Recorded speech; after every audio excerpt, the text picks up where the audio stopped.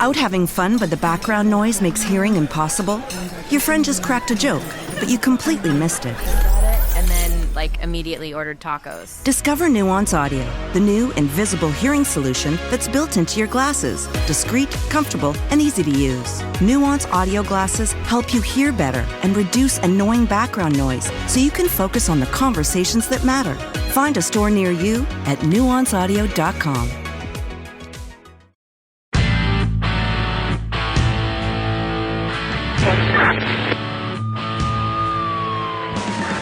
The kind of old-fashioned cop who preferred working the streets and making arrests to taking tests toward promotion. He was the closest thing New York had to a Dirty Harry. This is One Tough Podcast on the OG Podcast Network. Here's your host, Bo Dietl. Welcome to One Tough Podcast, and we're joined like always with my man Carlo, the producer extraordinaire. And today, I've done how many podcasts? 70 of them? This is we're on episode 59. Oh, I must be counting with by tens or some shit because we had a lot of people on here. But today, I say this is probably the most influential, important person of my life. He did for me and put me into the stratosphere. At my 50th birthday, I said on the stage, there was one man that was responsible for my success after I retired from the police department. And I'm very honored to introduce my dear friend. He's family to me. He's not just a writer. He's not a producer. He is family to me. Nicholas Pileggi. He's a screenwriter, and everybody knows about that movie. What was it called, Carlo? Your favorite movie? Casino. The list goes on. On and on. And Nick Pileggi's here. And we really want to welcome you to the show, Nick, and welcome aboard. Thank you, Bo. Thank you, Bo. Now, you got to understand, Carl, this is the most interesting guy for the fact that when I retired from the police department, there was a lot of great detectives retiring. I was no better than anyone else, but there was something that happened. I get a phone call from this guy, Nick Pileggi, and he goes, I hear you're retiring. He goes, I'd love to do a story, New York Magazine. I really wasn't a person that dealt with New York Magazine. You know, I was so busy working the streets, I never even knew there was a New York Magazine. I wasn't reading, put it that way. I was locking people up. I visited, I think it was 18th Street, Nicky? Yeah, probably 19th, yeah. Was that what he was? I walk up, and there was this guy that was sitting there. I knock on the door. It was Nick, and he had this typewriter. I remember, no electric typewriter. It was the old typewriter. And I came in, and I says, Mr. Pileggi, I says, my name's Bo Dietl. How you doing? He goes, I hear you're retiring. And then he started going. I said, what are you typing there? He goes, I'm writing a book called Wiseguy. Now, wait a second, Bo. Didn't you grow up in Ozone Park? Didn't you grow up with a guy named Henry Hill, Paul Vario from Atlantic Avenue, all these guys, and then Jimmy Burke? I said, Jimmy Burke, I just locked up on 2 murders. I got caught 2 cold cases that the other guy, Henry Hill, gave him up on 2 murders, and I had to bring him from Allenwood over. So we just started talking, and the whole book of Wiseguy was from the neighborhood I grew up with. You know, I grew up with Scopo and Gotti and all those people, but these were all the players. So we started talking. Next thing is, Nick, he says, I want to do a feature article on your retirement. And I told him about the decoys and stabbed and hospitalized 30 times, all my bullshit. And he wrote an article. And it wasn't just any article. It was a great article about my life, what I went through in the police department with the negativity of the IAD, used to be Internal Affairs Division, and about them coming after me. A lot of jealousy in the police department. Someone who excels. Like today, if you did what I did now, I'd be going to jail because they don't like anyone to excel or do your job. They want you under the radar. So Nicky wrote this article, and I'll go after and let Nick talk 1 second, but I'm going to tell you something what happened. I got catapulted into flying to California every other week, meeting with Scott, Martin Bregman, with Al Pacino, Sylvester Stallone. Everybody wanted to play me, and I'm flying back. CAA comes to me, and that was the beginning of my life after retiring from the police force. Thanks to this man. He's my family. He's my best friend. I love Nick Pileggi. And Nick, let's talk about you. Well, first I got to say, I feel the same way about you, Bo. Yeah. I mean, we just connected. We were both New York City born, raised guys. So we had a lot in common right to begin with. So it was great. And another thing, our lives also touched upon each other. When Margot had the lymphoma, Nora Ephron, one of the greatest directors and writers, screenwriters, was married to Nick, and she was going through a leukemia thing, and Margot was going through the lymphoma thing. We had the same doctor, and I look in the waiting room, and who's sitting over there, Nora and Nick. I walk over, and Nora says to me, "Please, Bo, keep it a secret." And I did keep it a secret. Oh yeah, complete secret. And Margot made it. Nora didn't make it, and that was just what happened. But just our lives. But it bonds you together. Oh. Without a doubt. That kind of experience, that's a foxhole. Yeah. Right. You know, that's a foxhole. Yeah, but... human foxhole. Let's talk a little bit about you, and then our lives will touch upon each other as we're going along, because we're still involved. Anything I do, Pileggi's with me. Pileggi don't make a move without me. I don't make a move without. And he was the one. We'll talk about Goodfellas and about Rayos, how Rayos, we casted people at Goodfellas. But let's start about your life, Nick. You grew up in Brooklyn. Whereabouts? Bensonhurst. Okay. I went to New Utrecht High School. Mm-hmm. And 79th Street and New Utrecht Avenue. So my father had a house there. Yeah. So I grew up in that world. I mean, that was... Which wise guys were around your neighborhood then? It was Joe Colombo. Mostly Colombo guys. I think Philly Diagardi was in my class at New Utrecht. I mean, they're all news. These are guys you grew up with. They weren't, you know, this was not anything special. And this was before... The Godfather, before the McClellan Committee, before Appalachia. They were there, and they were operating. They were operating. And your mom and dad both Italian, Nick? Oh, yeah. They were Italian. I'm first generation. They were born over there. Calabrese. They're both Calabrese. Well, I'm German and Italian. You know, German, I don't know. We're going with the Italian. Yeah, we go with the Italian. So where in Italy were they from? Calabria. A small town in Calabria called Maida. And it's tiny. Carlo we're speaks paisanos. Italian. I'm Calabrese too. Oh, you are? Where are you from? San Giovanni. Yeah, is that in Cosenza or Catanzaro? By Reggio. That's near it. My grandfather's from Reggio. See, it's a very intimate bunch. And once you're Calabrese, even when you got here, you would hang around together. Yeah, the Calabrese. Well, by hanging out in Rayos, I learned a lot about my Italian heritage.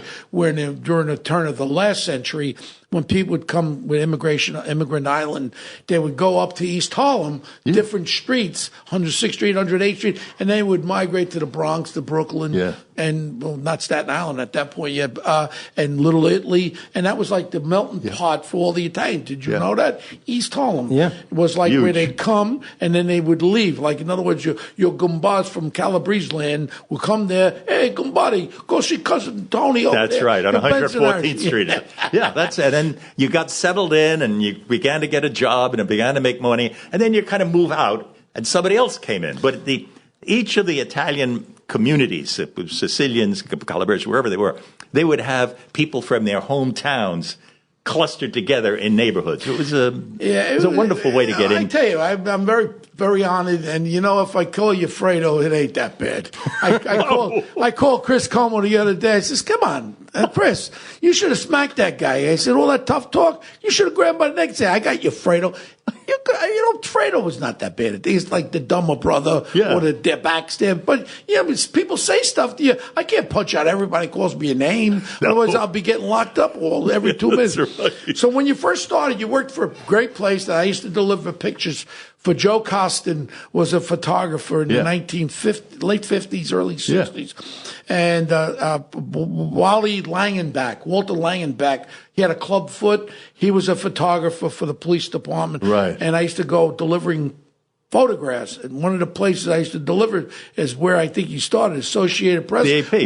was in Rockefeller Center. 50 Rockefeller How Plaza. did I remember that? Yeah, because And you're a UPS detective. And UPS, United Press International was on 42nd Street in the Daily News building. 220. And then we used to have the World Telegram and Sun, and I used to take pictures. Joe Costa used to take pictures at the airport. It wasn't John F. Kennedy, it was Idlewild. That's right. And Idlewild. And what happened is, famous people like Sophia Loren, so they would print them out, 8x10s, and they would give me 12 envelopes. I would take the subway, rush around. I was only about 11 years old, and I used to deliver them to all these places in the Daily News, the Mirror, the Telegram and Sun, and all that. We used to have about 10 newspapers in New York. And so you started Associated Press. Yes. I started my last 2 years in college. I went to Long Island University. And my last 2 years in college, I wanted a job. And so one of the guys at the newspaper, I was on the school newspaper, school magazine, doing all that stuff. And I stayed, I'm looking for a job. He says, well, the A&P is hiring. I thought he meant the A&P. Supermarket. You know? And so I said, where is it? 50 Rockefeller Plaza. I'm so stupid. I didn't realize there's no You go to the supermarket. What supermarket's going to be in Rockefeller Plaza? Retarded. I go there and I say A&P is Associated Press.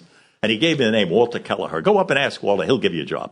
So I went up, told him Walter who I Kelleher. was. Huh? I remember that name, Walter Kelleher. Well, he was the head of the mailroom and the copy boys at the Associated Press. There's a Walter Kelleher who was a photographer. Maybe that's what I was thinking. Yeah, that's what you think. So you got a job there? So I got a job there as a copy boy.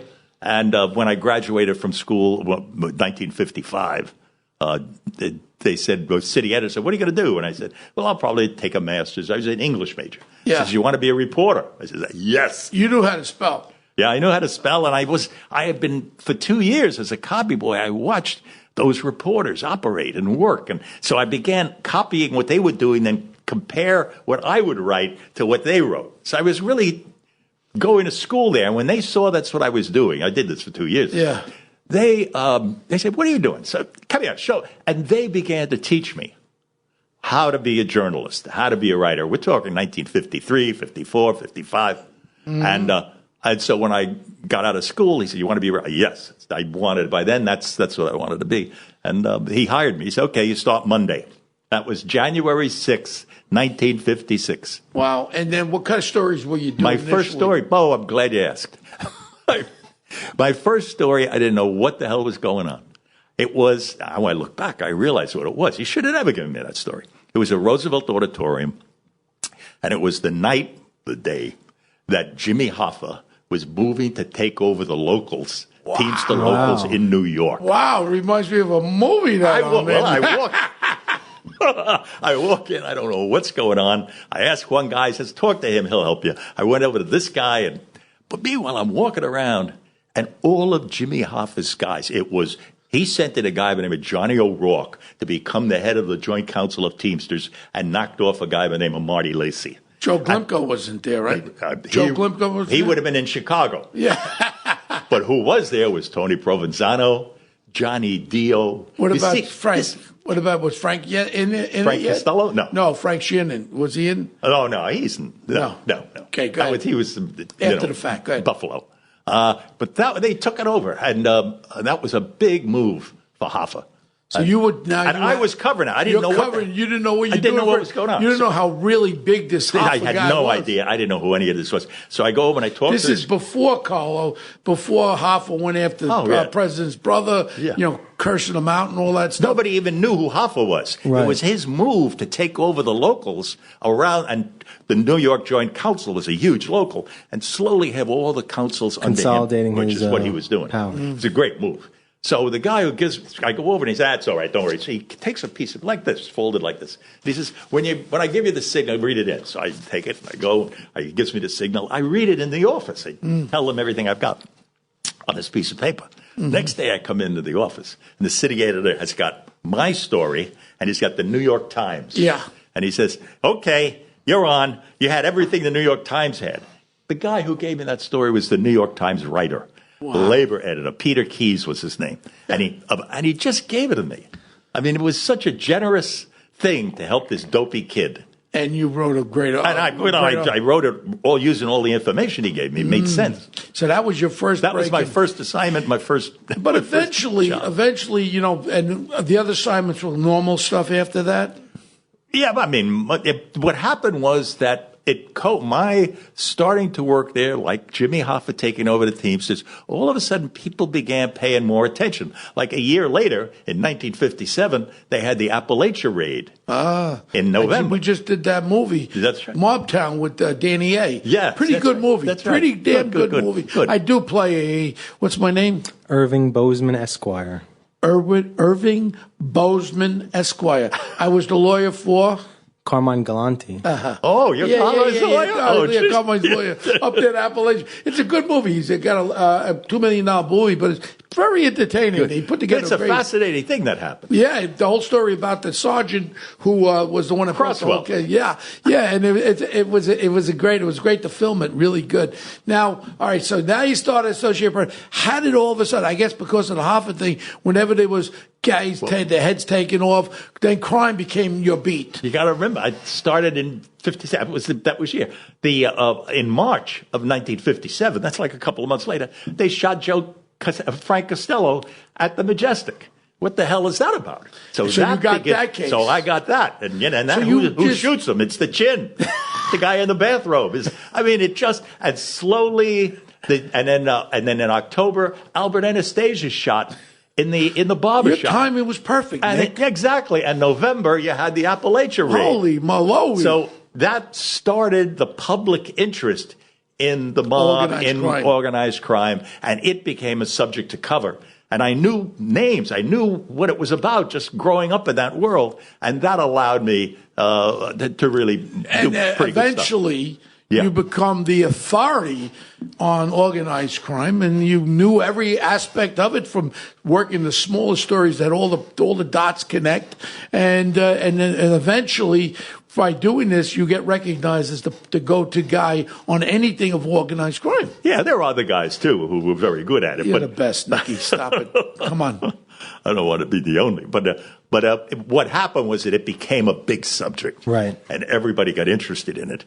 And it was Then the 60s hit. Yeah. Then they have the hearings in Washington. That's right. With Kennedy's brother there. Right. And then during that time, there was other stories breaking. We had a lot of homicides, a lot of organized crime homicides. Yeah, there were organized crime homicides because everything was breaking up. And it's the French Connection.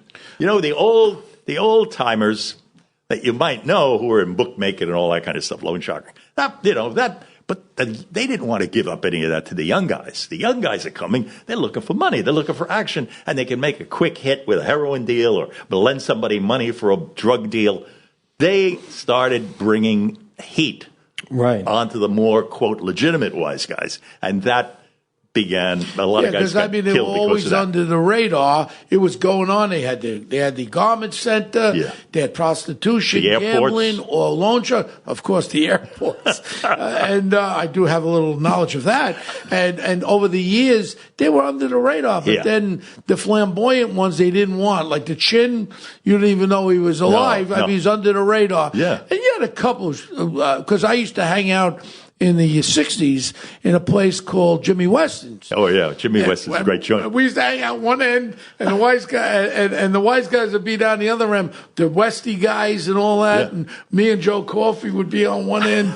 I tell you, you know what? To have lived that time is just remarkable. It was an amazing period. It was just funny my whole life. Whenever somebody asked me just the other day, Nicky, why you didn't get involved? You know, you played the mob guys all the time in this new movie, The Irishman, and all that. Yeah. Why didn't you ever get involved with locking up organized crime figures? I said, well, it's very simple. I grew up with the biggest and the best. I knew them all from Ralph Scopo. So I said, just put me in a black neighborhood where the crime is high. I'll lock up the son of a bitches that are robbing people on the street, murdering people. Leave me alone. I said, how would it be just to go out with Fat Tony, all of a sudden after dessert, slap handcuffs on him? Maybe Sonny Grasso could do that. I couldn't do something like that because I respected them and the respect I had from Ralph Scopo introduced me to Buccalo, Fat Tony when I was a kid, 17 years old. I never forgot that. I always looked at it. But then once I became a cop, Ralph Scopo said, you can't come to the club anymore. I said, Ralph, you're like a father to me. He goes, you don't even understand what goes on there. Yeah. And I didn't, because my father was so tough. And you remember him when he died. You were at the funeral, and he had big hands, and he used to beat the living shit out of me if I was not home at 9 o'clock. And the other boys were going to the airport. They were going shopping, and I couldn't go. Otherwise, I would have been a great wise guy. I'd probably been the best hit man. You would have been. Everything I did, I would have been the best. You had the makings. I had the makings. But I went the other way. And no one can understand why there's a respect factor from every one of them. Yeah. And you know who they are. And to this day, I have that respect factor. Yes. And it's just funny because I really knew I had to keep an arm's length away. Yeah. So let's get to probably the most famous piece of work you ever did, I think, is you wrote the book Wiseguy. Now, initially, Wiseguy was going to be a book, and they talked about a low-budget movie that was maybe going to be filmed in Canada, Nick? Yeah, well, I did the book, and it became a bestseller. Mm-hmm. So there was a little interest, and then when it hits the bestseller list, all of a sudden the CAA and all the agents are interested, just like you. Yeah. And, Brian De Palma was looking at other directors, and Irwin Winkler, who wound up the producer, was in Paris. And there's an English-speaking bookstore in Paris, the only place where you can read if you speak English. And he went in there and he was reading New York Magazine excerpt of my book. Wow. And he reads this and he said, holy smokes, Marty should read this. So he calls Marty Scorsese from Paris and says, Marty reads this. Marty reads it. Let's do it as a movie. Wow. That's how it happens. And then Marty calls. And then Marty calls you, meets with you. But I don't answer the phone. Why? Because he calls, and I get to New York Magazine. And, they'd have these people call those little people. And it's a little thing, Martin Scorsese, and then a number. And I knew that was bullshit. Marty Scorsese is not calling. I knew it. You know who it was? I knew who it was. It was David Denby, who was the movie critic at New York Magazine. Looking to give it, So I'm going to call this number, and then, I got you. Well, I don't catch you. Oh, the next day I come in and not a note. That Denby, he's really busted my chops. So I go home that night.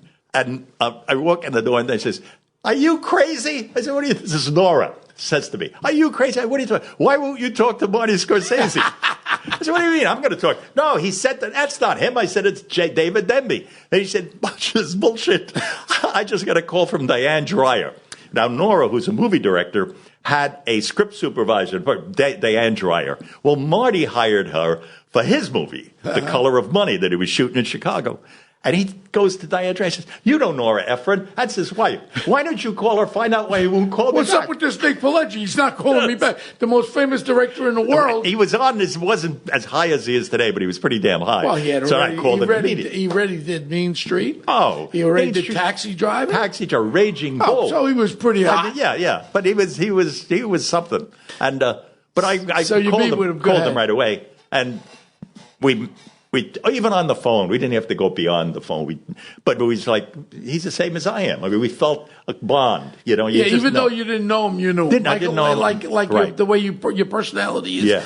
They can meet you one time. You meet him once. Nick is Nick. He just and Marty was the same way. So he said, I can't do anything now because I got to finish The Color of Money he did with Paul Newman. Then he had to do another movie, and he had no money to buy it. I said, you don't need money. I was okay. I said, you don't need money. I want you to direct the movie. Nobody but you. And so we had a handshake over the phone. Wow. We didn't even told the agents to go to hell. I don't need him. I'm doing it with Marty Scorsese. I'm doing it with Marty Scorsese. And it was a bond, like from two street guys in a way. Yeah. Over the phone, that we don't need these bullshit lawyers from Hollywood.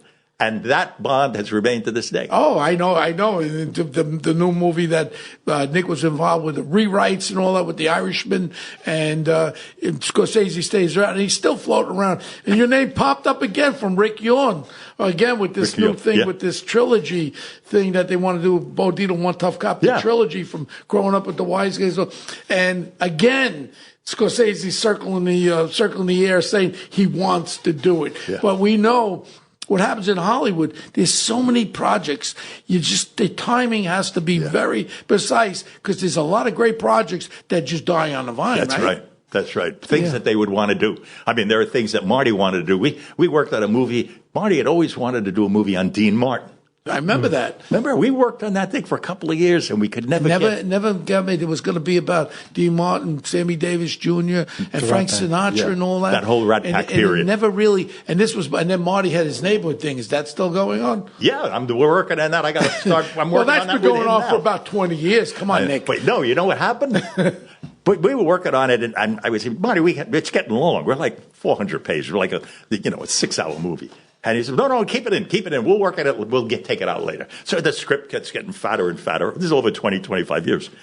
And now all of a sudden what has happened, Bo, we're thinking about a movie. We'll cut it down to 3 hours. And now Netflix comes along, which he did your movie on, The Irishman. That's Netflix. And Netflix says, what are you worried about a 4-hour movie? No, we'll do it as a series. Yeah. We'll do. So all of a sudden, the neighborhood now looks like it might be the pilot and the 6 episodes, and you can do a 6-hour, quote, movie as a TV series. Well, that's why I think that's what Rick Ewan was talking That's what about. they're with looking to Marty. do. I think, they have the access to Netflix, which need content. They all need content, and they got a great.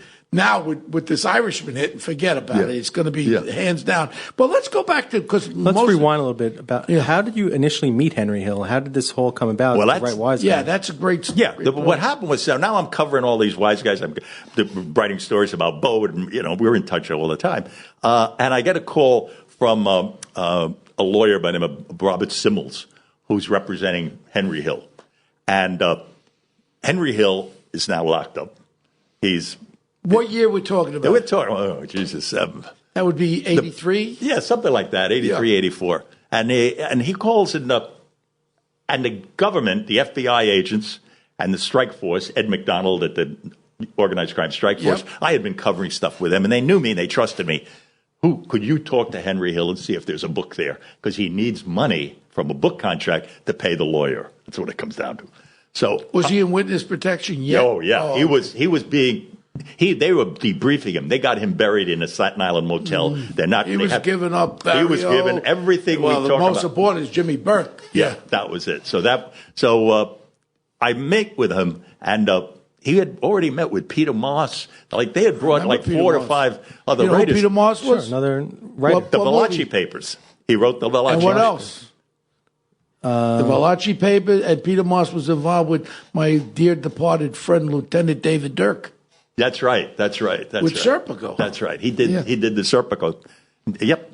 Yeah. Well, anyway, I come in. I meet Henry Hill at the U.S. Attorney's office, and comes in and he's talking about. He says, then I had to go and I met Wagon Wheels.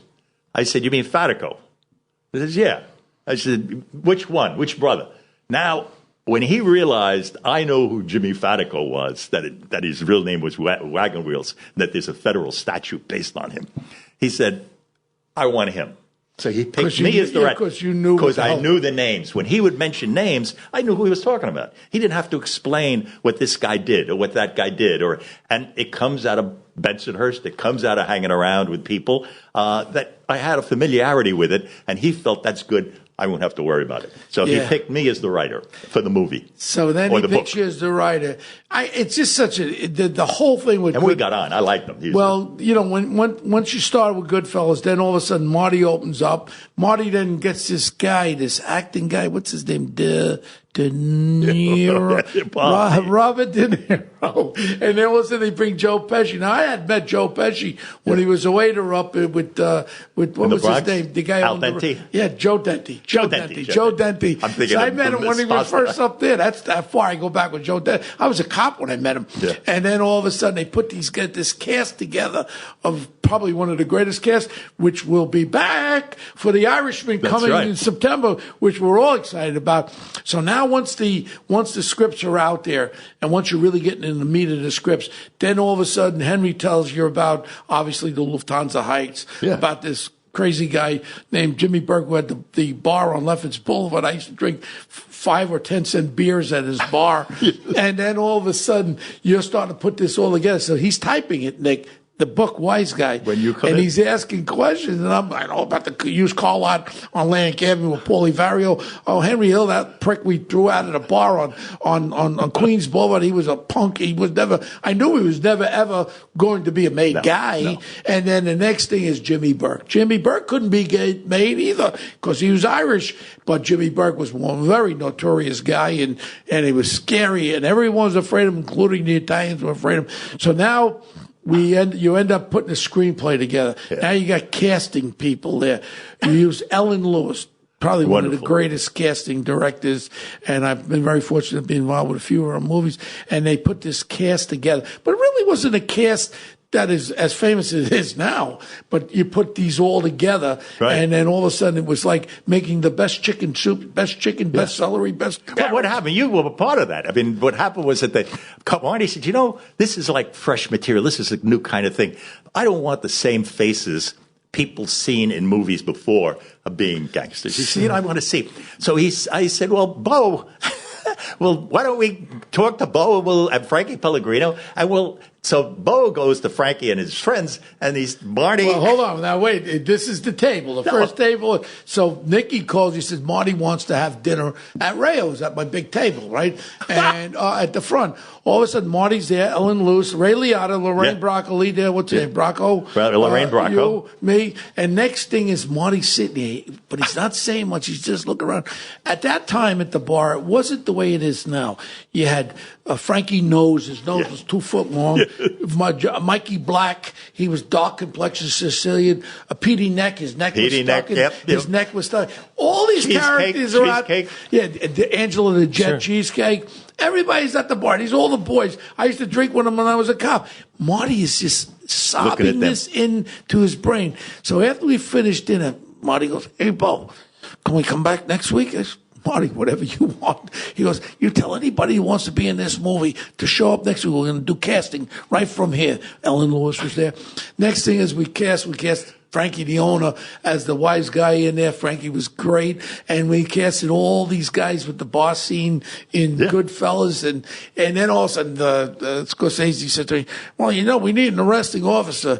I said, yeah. And Bo, you want to be the arresting? And he didn't have a script. And he just says, talk the way you would talk, Bo. You're locking the guy up. And that's exactly. And they left all those lines, bye, dickhead. Oh, you're a tough guy. Oh, we're having a fucking party. Oh, we're going to bake a cake. These are all improvised. All improvised. But that's Marty. Yeah. And then I'm going to tell you something. When I first, when we had the premiere at the Ziegfeld, Ziegfeld, right. Yeah. And I'm going to tell you, when this movie hit, to me, it's one of the top 3 movies ever made. I put Godfather 1, Godfather 2, and Goodfellas. And now we got this other guy creeping up. This Irishman could have a little sparkling with that. And Nicky was involved with the writing also of The Irishman, too. Yeah. Yeah. So the really interesting thing about Goodfellas and Wiseguy is, like we talked about before, the high-profile cases in the 50s, when you're talking about Frank Costello and Albert Anastasia, they're bosses. So, they're very high level. They're almost like CEOs. Right. And Wiseguy is about the street level, the very, the seedy, the very stuff that, it's not like The Godfather where they're in nice boardrooms. It's well, that's why I was interested in doing it. When they came to me with Henry Hill, he was just a schleppy guy. But the old man, Paul Vario, really loved him because Henry had grown up with Paul Vario's son, and they did an arson. And Paul Vario's son, they screwed it up. The goddamn gasoline got him, burned him up, and burned him so he was in the hospital for over a month, just drinking through the tube, all that stuff. And Paul Vario went every day to see his son, but every day with the son was Henry Hill, his best friend as a kid. And he was there helping him with the straw. And Paul Vario saw that. So that was with his son. So when his son died, I think a lot of Paul Vario's heart and memory went to this kid who was his son's best friend. And he took that kid as like his own kid, not like his son, but he would always take care of his son's friend. And that gave Henry Hill an in on a level that he would never have gone. Right. And like he was a low-level guy. He was not really a high level. He's a gopher. He did gopher. But then he had all this knowledge about what Burke did with the big catch it is the Lufthansa hire. They wanted That's the draw. It's based on a character who was a rat, but then he was around all the big guys, and he had information on that. And the rest is really history. Some of the greatest actors got their start. Who's that black guy? You see him everywhere now. Samuel L. Jackson. Yeah, Samuel L. Jackson. Yeah, that was his first movie. Yeah, and he gets wacketated nicely there. That's very funny. And then you bounce off Goodfellas, and then you write this other book called Casino. Yeah. And that is, to me, was one of the most interesting because it has the involvement of the mob out of Chicago into Vegas. And the Teamsters, too. With the Teamsters again, where you have Robert De Niro playing the Jewish guy and Pesci's the Italian guy. Yeah. And that to me was that movie's right up my top 5 too. But that was really exciting because it brings people into the world of the Italian mob guys that were financing the casinos, and there were a lot of the sharp guys. And real fast, Lefty Rosenthal. What was that? Lefty Rosenthal. That was, and I'll tell you what he did to me.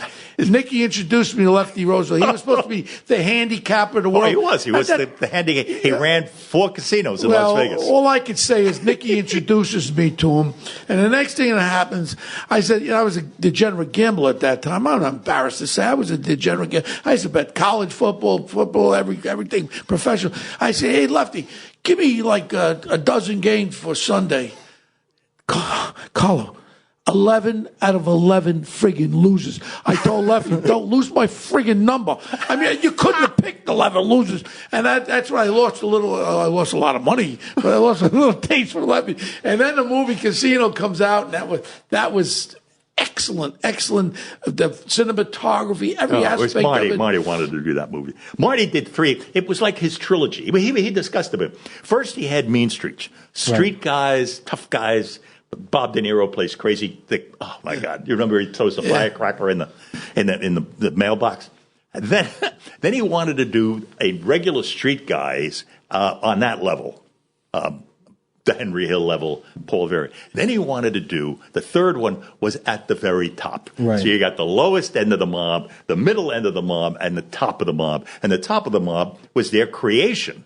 Their creation of Las Vegas casinos. That was their creation. They did it. It would have never happened without them. It would have never happened without the money. Maybe later on something would have happened. But they actually are responsible for it. And it's a great achievement. Yeah. And suddenly these street guys are running these casinos. $1 billion casinos. It's just, and they were able to handle it. Guys legit money. Yes. Legit because they're making it legitly. Yeah. And they really moved. Guys like from Cleveland, like Mo Dalitz, started out as a very tough guy with a gun and winds up bootlegging and winds up owning the Desert Inn.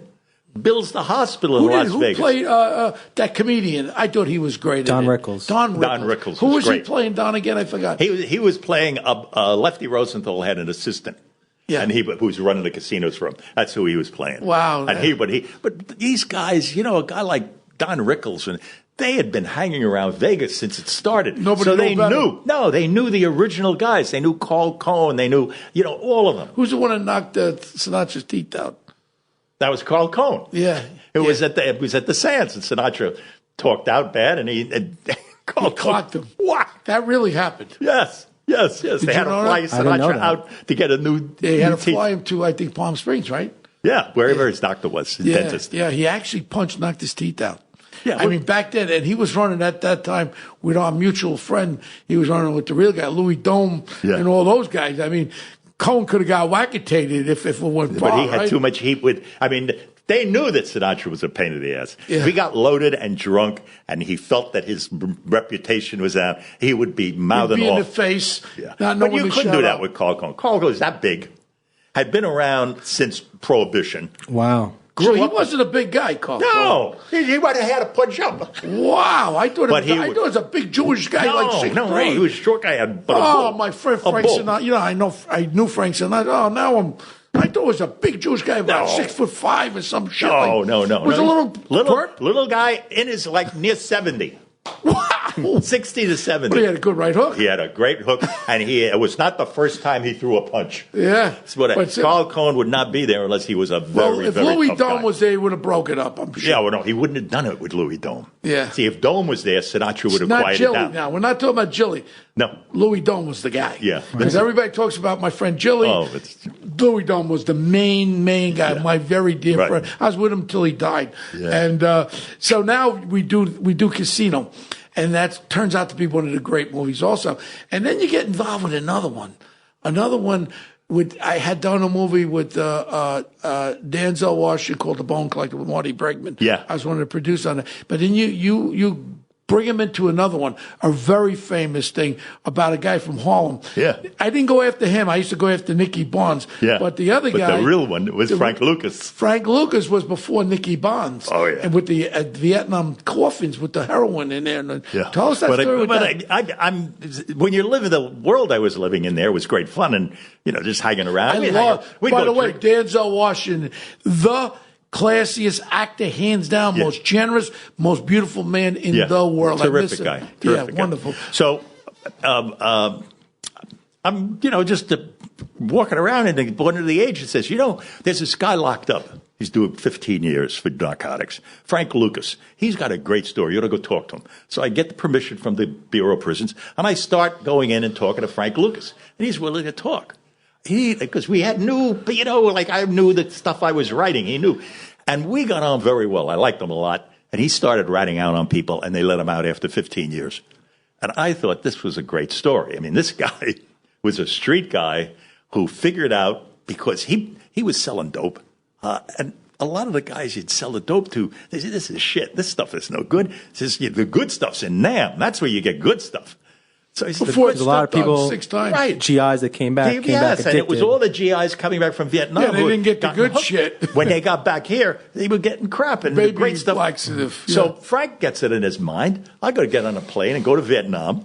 I'm going to buy the good stuff, and I'll have it shipped here, and I'll have the best stuff. In the coffins of the GIs. Which is what he does. It's sacrilegious to open the coffin up. So what better place to put the dope in is in the coffin. Yeah. And they went, and he bribed all the sergeants and all the guys at the mortuary so that he could put his dope in certain things, and it would come here, and it would be picked up at the airports, at the military airports by military police guys he had, and he would bring that dope in. He had factories where girls with masks were chopping this stuff up. It was an enormous business. Russell Crowe was in there. Right? Russell Crowe, and he got caught by a New Jersey detective, assistant prosecutor actually, and Richie Roberts. It wasn't the New York guys. No, it was Richie Roberts and of course, probably Sonny Grasso was investigating taking the drugs. Well, what happened was he came here. Or the money. That's right. My friend Sonny. Oh. We still want to know what happened with that French Connection money. Carlo?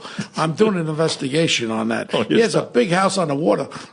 Only kidding, Sonny. We should get Sonny Grasso on. He's a great storyteller. But anyway, Lucas gives this unbelievable story. So I write that as a new movie idea, and then I wind up on another movie, and nobody bought it.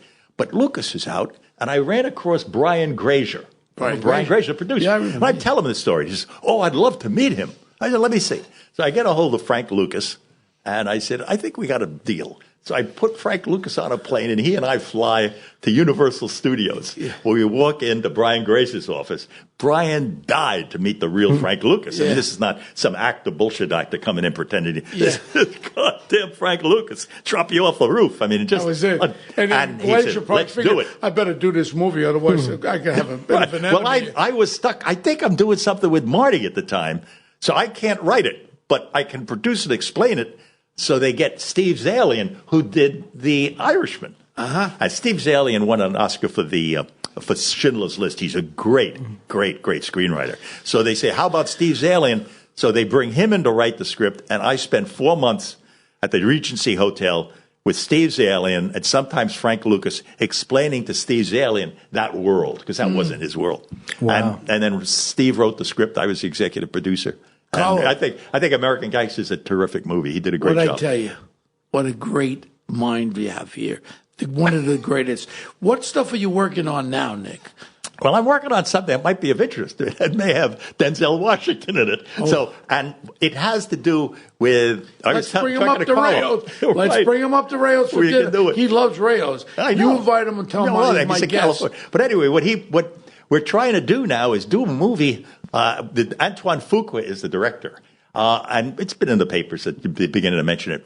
It's about a Wall Street guy who pretends he's dead with a hedge fund, pretends he's dead, and moves the hedge fund money to China, where he wants to create a new life. You have an office in China. Yeah. You know people in China. Yeah, I have to talk to somebody in China. Don't worry about that. Okay. It's excuse my language, it's zombie land. Nobody smiles. Everybody's got a puss on their face. I like it. And like we were just talking to John Batchelor here before, Yeah. that's a hot spot, that Hong Kong. It is because huge. now the president of China, maybe when this thing airs next week, there'll be a war by now. But the point is, that's a real hot spot. Yep. Because the British owned it 22 years, the deal was made. Yeah. And all of a sudden now they're trying to flip on the deal. And he knows he has to be tough because it's a communist country. And he'll lose Taiwan. Yeah.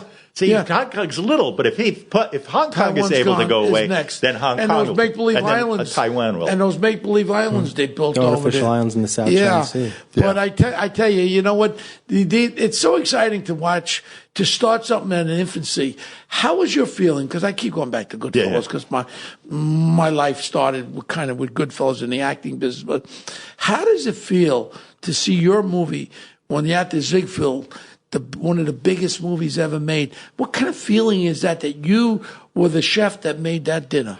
You know, it doesn't mean much. I have more fun hanging out with the guys getting the story than going to that. Because I remember at the open, a lot of times with Nora, she's just looking at me. Now, this is a woman who'd been nominated for 3 Academy Awards. So she's not somebody who's home cooking cooking pasta. And I remember going to these things with these. She'd hit me in the arm. She said, Nick. I said, what? You're supposed to be having more fun. I didn't get a kick out of the public thing. I didn't. I try to avoid the red carpet. I don't want to embarrass him, but the greatest love story was Nick and Nora, and that's truly. Yeah. Well. And they were people that got married, and they were so in love. 2 different personalities. She was really a positive personality. Nick was more of a conservative, low key, but they fell in love, and it was one of the great love stories of all times. Because I was with him till the end, and it was his greatest love of your life. Yeah, really, she was, no question. Yeah, but she was something else. Yeah, she was tough. Yeah. She was tough. Yeah. And I got mad at her one time. And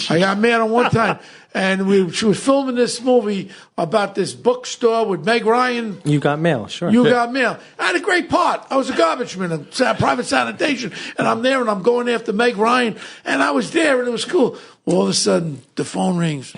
Bo. I said, yes, Nora. She goes, hi, Bo. How you doing? I said, Nick.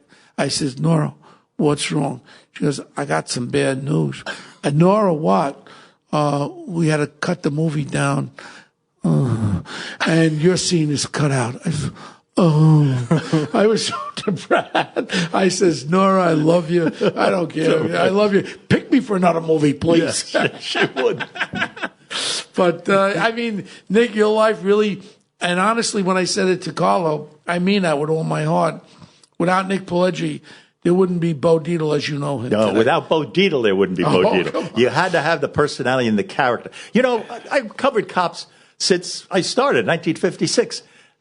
A lot of them are fabulous, good guys. You know them. They're terrific. They don't know how to tell a story. They don't have a visual image. Right. You go and you talk to them about stuff they've done, good stuff. Yeah. And you They get can't one-word explain answer it. out of them. You know, Nope. I'll never forget the 2 FBI guys, the boss of bosses. The 2 FBI agents, I brought them on Imus in the morning. O'Brien and the other guy, they were the ones that locked up Gambino. They were terrific agents. My God, yeah, they got the great agents, but I bring them on a radio show with their book with Imus, and the guy's going, he was asked the question by Imus, he's going, nope. Yup. He thought he was in the grand jury. And then all of a sudden, we finished. Imus says, don't bring those fucking guys back here again. But that's exactly what he said. They broke one of the biggest cases against Gotti and all that stuff. They planted the bug in Castellano's house. And Staten Island, but they can't explain the story. Yeah. So what goes having great stories I guess part of a storyteller is kind of like a director in a sense, or a screenwriter, where you bring that value for entertainment. If you don't have entertainment, you can wipe your ass. Nobody's going to listen. Then that story doesn't get told. So that was when I ran into you, and you started to tell the story, because I was talking about how the street cop really works, what really goes on in the street, and that was Bo at that time. And then you had the Nun case, where you broke that Sunday massacre, right? And how you broke the Nun case, which like a street cop that is breaks the key. that was 90 pages of the book, One Tough Cop, which Nick was the one that gave us the introduction. But the point was that case, to this day, I can't explain the feelings that I got. And Tommy, God rest his soul, Tommy Collins had died. But I can't explain that sixth sense. Like all of a sudden, I get a feeling about something, and I can't explain. It's non-tangible. You know, like I pull a car over. Two guys got guns underneath their front seat. Yeah, I committed a fucking legal search, but they had the guns there, and I just had a feeling. But today, if you do it, they'll be locking you up for illegal search. Yeah. So my point is that, I'm very honest about it. Statute of limitations, thank the good Lord. I don't know if I killed it. I don't think I killed anybody, but, in reality, I talk about hanging the guy off the building by his ankles. The guy shot a cop, and I questioned him. I lost grip, but I was able to hold him by one. Today, if you hear that crap, putting guys' heads in toilet bowls after the nun got raped, the shit was up to my arm here. I put his head into the toilet bowl, and we got more information. Information. And when Vinny Reyes says, guy said they come on 25th Street. So I looked at the spot, and I saw there was a ladder coming down. The convent was 3 stories. So I said to myself, 2 people, sex predators, they're not sex predators partners. Burglary had to be was the motive. So go after burglars. Then I put another guy out a window, and he told me about he saw a short guy with a limp. Turned out to be a bop. I mean, the story of the nun rape investigation, catching one in Chicago. You got a guy getting off a bus at 6 o'clock in the morning. Now I get the permission to fly out at 7 o'clock in Chicago. What do you do in New York City with the guy that you think had committed this most heinous crime in New York history, labeled by Mayor Koch? What do you do? So I look at the area code for Chicago, and I said, "Could I have the detective division?" "Oh, we don't have that. We have the violent crime section." I said, "That sounds good." Sergeant Kelly, I'll never forget the voice, and I talked to him after it years ago. "Sergeant Kelly, violence crime." I said, "Sarge, how long are you on the force?" He said, "I've been on 20 years. I said, "Do you ever get a feeling?" "Yeah, this has to do with the case with this nun that got raped with 27 girls." "You know all about it. It was a national story." I said, "I really ain't got nothing, but I got a feeling." I said, "Do me a favor, put a surveillance. He's got his girlfriend with him. He's this." I gave a description. So now I gave him his name. He goes by the name of Chicago, his nickname. So this guy used his detective ability. Now Tommy went to the McDonald's to get McDonald's breakfast for everybody. We were going to fly out at 7. Now at 6 o'clock, the bus got in ahead of time. Next thing is, Bo, the homicide detectives are all there. You got bullshit. You don't have nothing. Next thing is, the phone rings. "Bo, Sergeant Kelly, get on." "Sergeant Kelly, Bo Dietler." "Bo, we got you, boy.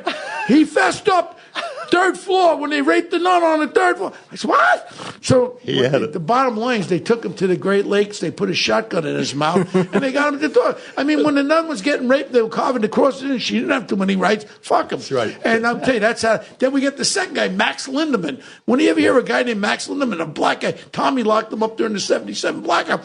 So we go hit that building where he lives. He ain't there. Next thing was the wrong apartment. He moved out. We get the next address. So I go to the next. I said, "Tommy, you bang on the door." And I go up the fire escape. The windows open up slowly. You see him, and all of a sudden, he's going to sneak out. I had the old brass knuckles. I gave him a shot. Boom, boom, boom, boom, boom, boom. Down up there. So now I got him in the interrogating room. We have him for 3 hours there, all the sharp detectives. "You guys beat him up. He didn't know nothing." He already was identified, but the other one said he did the rape. I was only there, but he puts himself. Right. Next thing is he says something about my mother. "You remember my mom." He said, "Why don't you go F your mother?" I said, "Why would you talk against my mommy like that?" Yeah. Allegedly, yes, I did. Statute's over. I gave him a right friggin' hook. I broke his jaw. Yes, I did. And after that, they pulled me out of the room, and then the detectives talked to him, and he fessed up to the whole thing and all that. Did I crack him in the jaw, Nicky? Yes, I did. Yeah. And I think he's the mayor of Baltimore or something now. He's been out of jail for the last 20 years. But, you had to do what you had to do. But it was dog eat dog. It was a very tough period. When you remember when I decoyed, I was hospitalized 30 times. I got stabbed thinking when my lieutenant yelled, "Shoot him, Bo." Right. I never shot nobody. I headlocked them and fight with them all the time. Yeah. But I tell you, it was a different era. But I mean, that's what a story about a movie.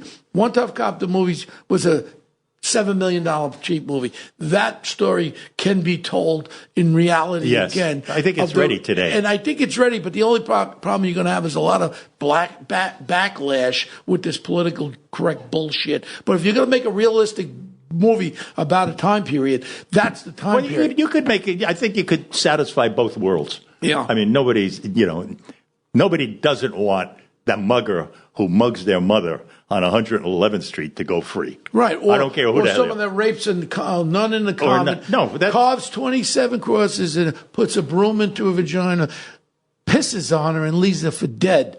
Do you really care about that guy who broke his jaw? No, I don't think anybody would. Yeah. And and people living in his same building don't like him once they hear what he did. Yeah. So I think there's a middle area that you could do for this movie. Well, Nick, are you on this social media stuff? No. Well, okay. I'm on the lam. We do something every podcast. Well, 56 is all we are. 59. I thought we were like in the 60s, Carlo. Okay, 59. Yeah. We always ask our guest, who's the punk of the week? Now, punk of the week means a situation or a person, something that really pisses you off. What is aggravating to you? Is your pasta too overdone? What pisses you off? That's a big problem for me because it doesn't. I can't think of anything that right now is Come on, pissing me Nick, off. something's got to bother you. What the hell is pissing me off? Well, I tell you, the thing that's pissing me off is like the computer stuff and the telephone. That there's, I mean, like I got podcasts on my telephone, and I press a podcast, and an Uber shows up. And that's what it is. And then if I have to send my son a message, and then I press it, it takes me forever to type the damn words because my fingers are too thick, and I'm not used to that. Yeah. So if that is anything that's pissing me off, it's that part of it. I didn't think of what bothers me, but you know what bothers me? This bothers me. The attention that people put on these stupid iPhone devices. Right. So much time is wasted on bullshit, social media, Instagram. People at dinner take a picture of their freaking food. I said, what the fuck? What are you going to do with the picture of your food? Hey, well, what happened last night? My cousin Gay Talese is my cousin. We're going to have dinner, so we go up. You know Gay Talese, right? Yeah. That's his cousin.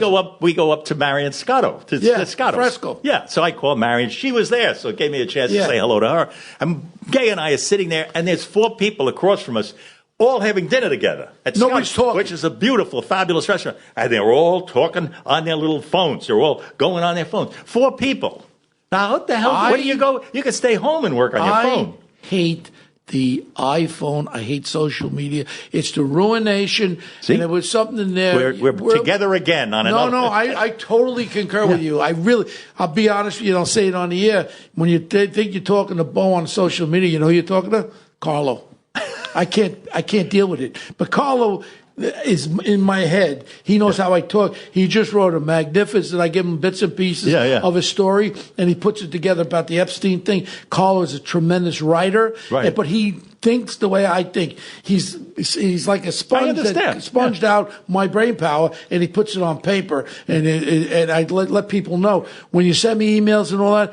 Carlo's the one who's the answer, but Carlo's the answer for me. And if it's something important, I tell Carlo. If it's business related or someone I really can help, let me know. Other than that, I don't want to know some chick 35 years ago who I banged all of a sudden wants to get banged again. I'm not interested. And you can have her, okay, Carlo? What's pissing you off, son? You know what? My phone, too. You know what? It's too much. I think this weekend I'm just going to shut it off and just hang out. Do you know I don't take a little digital vacation. Did you know, Carlo, I do not look at the social media anymore. And when I first came out with the Twitter, right? We go on Twitter. Well, Carlo goes on Twitter. When I'm answering people MFing me back and forth. I said, why would I want to waste my time? Yeah. This is a loser. I don't want any of my brain power. I'd rather watch Casino and Goodfellas back to back on a Sunday afternoon than look at this stupid asshole. Yeah. So I agree with you. And your thing that bothers you? Yeah, the phone. It's too much. Text messages, social media, whatever.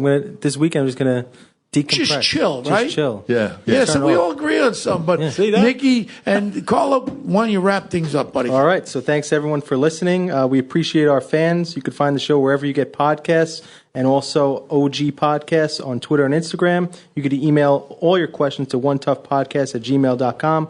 We love when our fans write in. We have to do a special shout-out to Peggy from Nashville, Tennessee, who listens every week, and she loves the show. And Peggy, keep listening. Subscribe to our show. We got some great guests coming up. Thank you very much to Nick Pileggi for being here. And you could tune in next week, and we'll see you next time. Thank you. Thank you, Nick. Thank you, Bo. Always.